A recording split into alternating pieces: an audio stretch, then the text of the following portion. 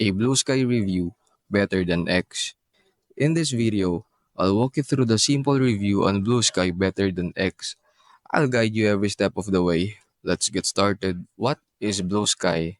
Blue Sky is a decentralized social network built on the AT protocol. That's a mouthful, but essentially, it means that they are aiming for a more open, user controlled experience.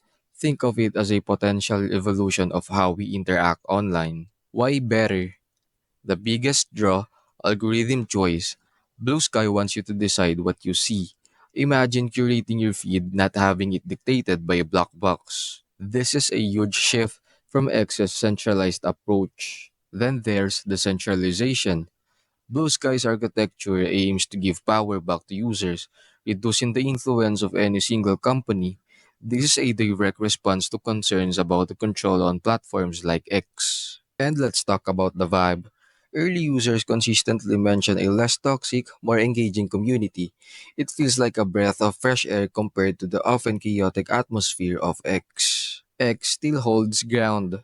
Of course, X has its advantages. It's a massive platform with a huge user base and a wealth of features. Blue Sky is still growing, so it lacks that scale and breadth. And also, many people have established their networks on X. Switching platforms takes effort, and that's a real barrier. Is it better? So is Blue Sky better? It depends on your priorities. If you value control, a less toxic environment, and a more open social media experience, Blue Sky is definitely worth exploring. However, if you rely on X massive reach and established features, it's still the more practical choice for now. Personally, I'm excited about Blue Sky's potential. It feels like a step towards a more user centric social media landscape. What do you think?